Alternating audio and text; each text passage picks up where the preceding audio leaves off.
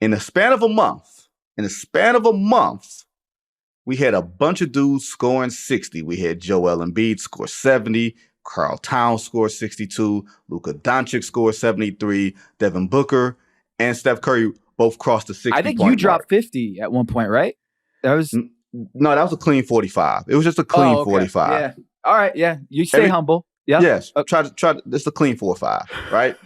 So, and that was from January 22nd to February 3rd. It's a big time scoring binge, right? Since then, or since the All-Star break, scoring has gone down 3.8 points a game. I think I saw it on Steiny's Substack, Mark Stein's Substack. If you haven't checked that out, go check that out. You and Steiny and Ethan Strauss have all written about the scoring dip, 3.8 points per game, which is a huge number from the All-Star break to now. Small sample size, but a big drop, the biggest drop in league history. You attribute that on your Substack to lack of free throws. Do you think, A, that's an anomaly, or B, do you think that's sort of more consistency in officiating?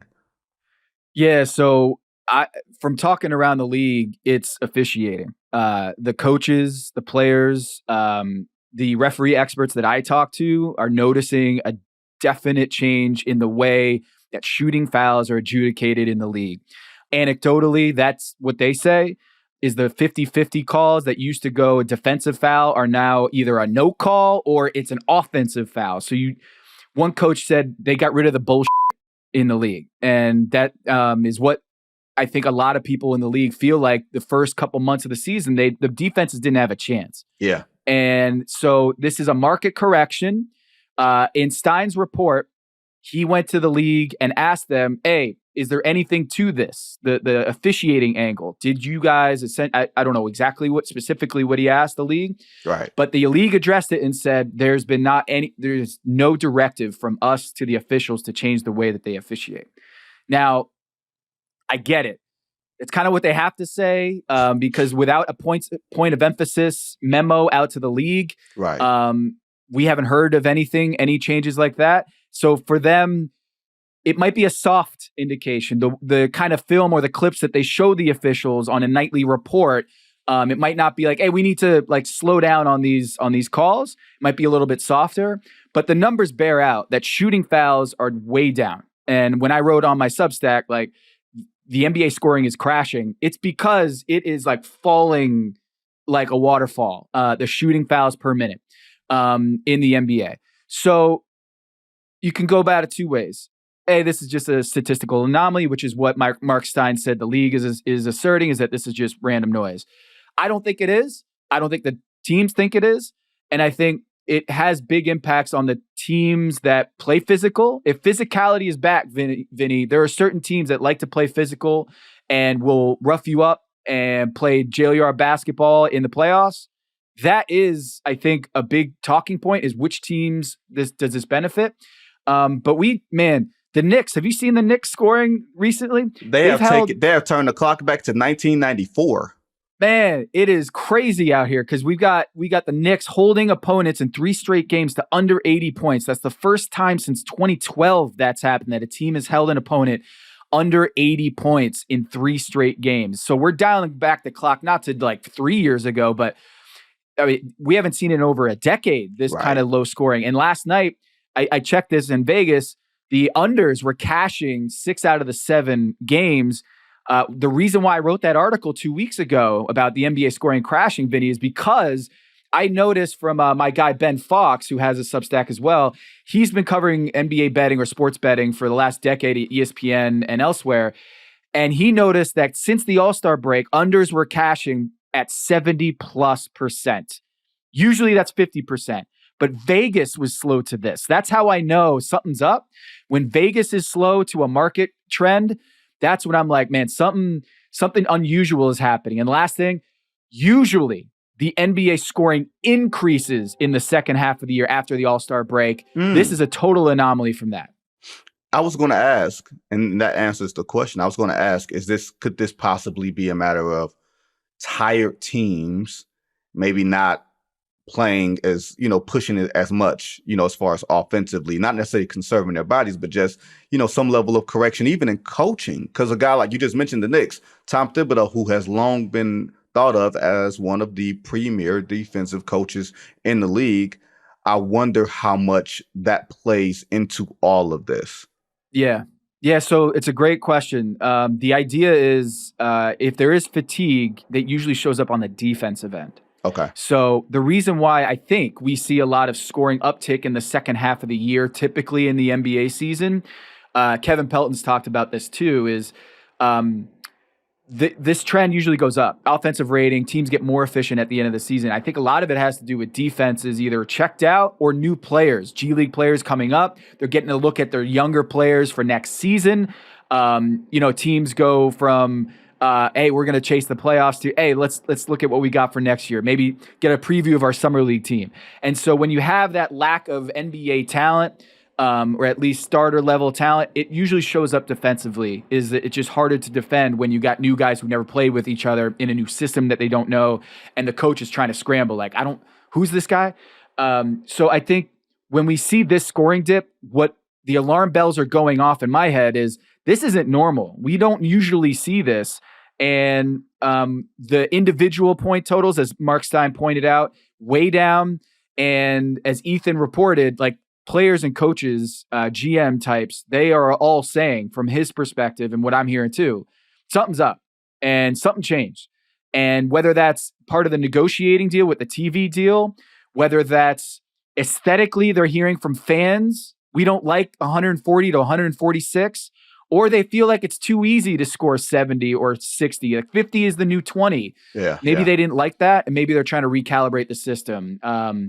But it's big. And I think coaches are now trying to figure out how do I coach my guys on how to draw fouls now? Because it is important. It's a huge part of the game is coaching your players on how to draw fouls. And now the calculus is changing. Yeah. I mean, I remember there was a point of emphasis, maybe 2 years ago, where they wanted to get, like, the lack of a better phrase, the Trae Young, James Harden, drawing of fouls out of the game. And it felt like it lasted for maybe about 2 months, and then it went right back up. So as we spin it forward, and you made a great point that I want to come back to, Tom. You said it benefits some teams more than others, especially when we get playoff basketball around the corner. What teams do you think that it really benefits? Because we already see the New York Knicks. They're going to just bludgeon you and beat you the hell up. What other teams do you see benefiting from this? Well, it's the 90s throwback teams, right? It's the Miami Heat. They don't block shots. They just block you from getting anywhere. They're last in block shots in the NBA, and they're one of the best defensive teams. It's because they play physical and they guard their yard, right? So they make sure that they're going to beat that matchup, and they're going to go to zone. If they don't feel like they have a plus matchup or they want to hide certain defenders, Tyler Hero, Duncan Robinson, etc., they're going to go zone. And usually a zone, teams don't know what they're doing, and they usually settle for jump shots. And that's a win for Miami, is if you can't get into the paint and drive and kick, we're going to win more times than not. And so Miami, I feel like this does help them. But it does hurt on the other side, is Jimmy Butler loves to, go to the line. And he's one of the most physical offensive players too. So I look at James Harden.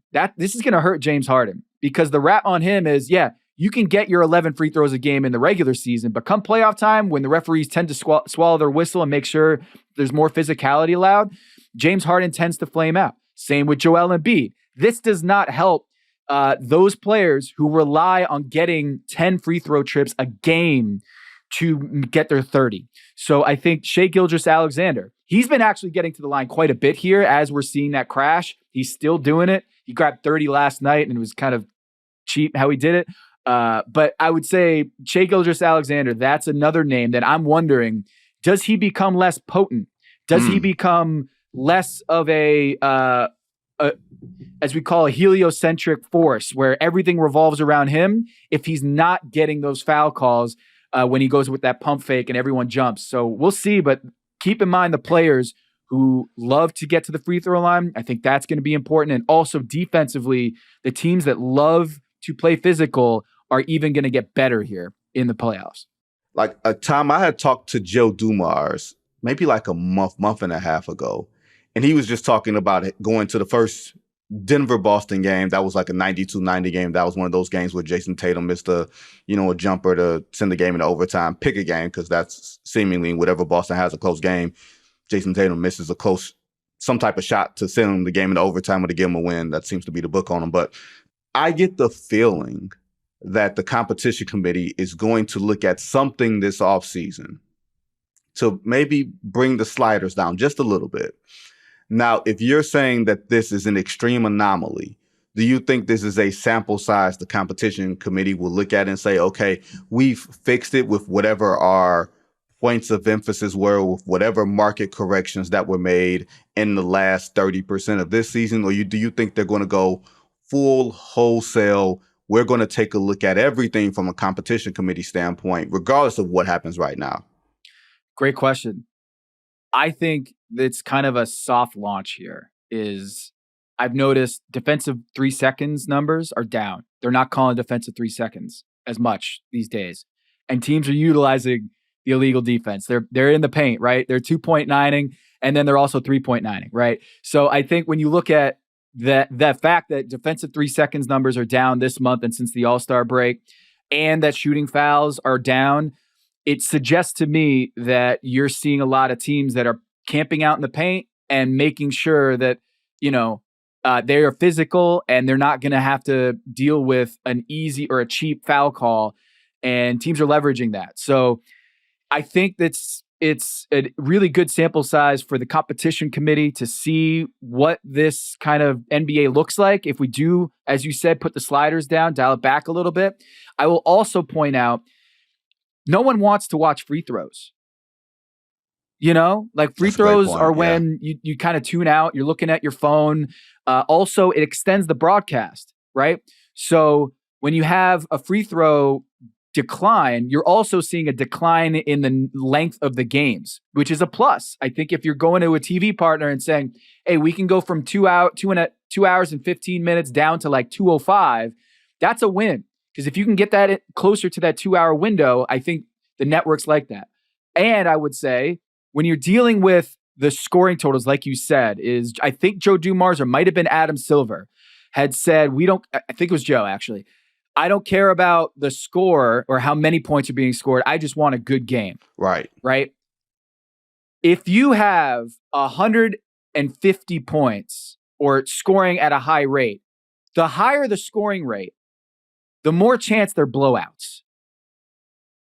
If you have a lower scoring rate and it has a lower chance of it being a blowout, it's going to be just naturally, it's a law of math that if you have lower variance in the scoring, you're going to have tighter games. Right. And so by dialing back the sliders and making it harder on the offense, you're naturally going to have, like we saw with the Sixers and Knicks the other night, 79-73.